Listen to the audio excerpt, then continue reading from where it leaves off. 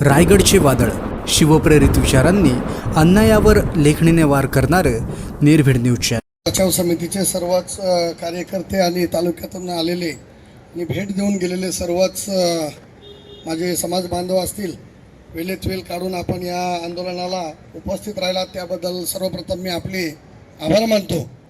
तसेच हे आंदोलन जनमानसात महाराष्ट्राच्या आणि देशाच्या कानाकोपऱ्यात कसे पोचेल यासाठी जे पत्रकार बांधव वेळोवेळी उपस्थित राहिले, यामागे आले, ज्यांनी बातम्या बनवल्या, लोकांपर्यंत पोहोचवण्याचं काम केलं, त्या पत्रकार बांधवांचंही मी आभार व्यक्त करतो. आणि यापुढेही आपण असंच, आता पत्रकार साहेबांनी सांगितलं, पेन्ने साहेबांनी, की आम्ही सर्वच पत्रकार आपल्याबरोबर कायमस्वरूपी या संघर्षामध्ये, या लढ्यामध्ये उभे राहू.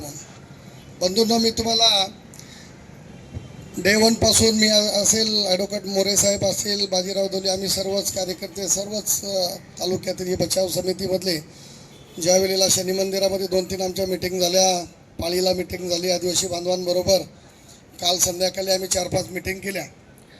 एक कल्पना तुमच्या डोक्यामध्ये मी टाकतो की हा टोरेंट जो प्रोजेक्ट आहे, हा प्रोजेक्ट साधारणपणे शासनाने फॉरेस्टची 600 हेक्टर जमीन ही त्यांना दिलेली आहे. आणि या 600 हेक्टर जमिनीमध्ये आपण जर पाहितलं तर लाखो झाडं तुटणार आहेत. ज्या वेळेला उद्धव साहेब या राज्याचे मुख्यमंत्री होते, त्यावेळेला 2023 साली या प्रोजेक्ट संदर्भात माहिती मागवली गेली, त्यावेळेला माहिती त्यावेळच्या सरकारने अशी माहिती दिलेली आहे की ह्या खोऱ्यामध्ये मोठी मोठी झाडं असल्यामुळं आणि हे संवेदनशील क्षेत्र आहे, इको सेन्सिटिव्ह झोन आहे, आणि त्यामुळे हा प्रकल्प येथे होऊ शकत नाही. परंतु कालांतराने सरकार बदलल्याच्या नंतर 2च वर्षामध्ये ह्या प्रोजेक्टला परवानगी देण्यात आली. तर हे धनाढ्यांचे झोली भरण्यासाठी या सरकारने हा घेतलेला निर्णय आहे.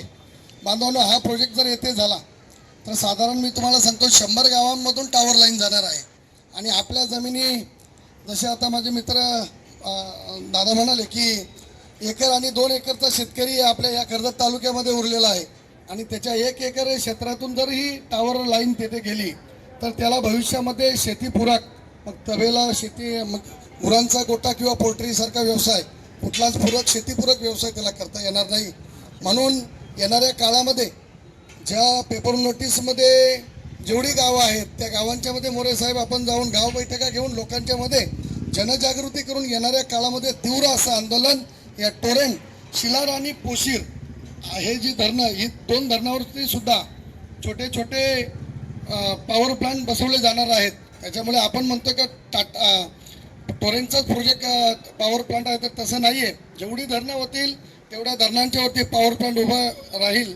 आणि मग तालुक्यामध्ये एक टावरचं जालं आपल्या तालुक्यामध्ये एक तयार होईल. म्हणून याच्यामधून जर आपल्याला आणि आपल्या शेतकरी बांधवांनी, मेन महत्त्वाचा मुद्दा की जे आपले आदिवासी बांधव आहेत त्यांना शासनाने दिलेली जी दली भूभाग आहे त्या जमिनीमध्ये ते वर्षानुवर्षे शेती करत आहेत, फळझाडं लावलेली आहेत.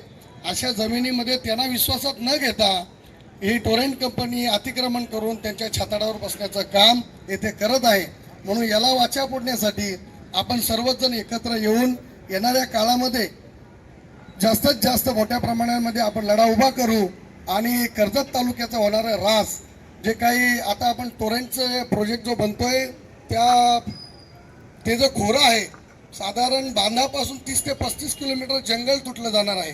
बांधवांनो, आत्ताची जी आपली 40-42 डिग्री हीट आहे, ज्या वेळेला ही 2 पोशीर, शिलार धरण आणि टोरेंट या धरणांच्यासाठी जी झाडं तोडली जातील ती साधारण 10,000 एकरपेक्षा जास्त जागेवरची झाडांची कत्तल होणार आहे. आणि मग आपण विचार केला पाहिजे की आता जर 40 डिग्रीच्या पुढे हीट असेल तर येणाऱ्या 2 वर्षानंतर या कर्जत तालुक्यामधली हीट ही साधारण 50 डिग्रीच्या वरती गेलेली असेल. मी हे आपल्याला का सांगतोय, कारण कर्जत तालुका हा ग्रीन झोन तालुका म्हणून ओळखला जातो. आणि वातावरण आणि नैसर्गिकदृष्ट्या हे चांगलं असल्यामुळं आपल्याकडे मुंबई, दिल्ली, इतर राज्यातून आपल्या या कर्जत तालुक्यामध्ये लोक आलेले आहेत. आणि शेतीपूरक, आता आपण जर बघितलं, फार्म हाऊस असतील किंवा रिसॉर्ट्स असतील, याच्या माध्यमातून साधारण 15 ते 20 हजार तरुणांना किंवा जमीन मालकांना याच्यातून रोजगार उपलब्ध झालेला आहे.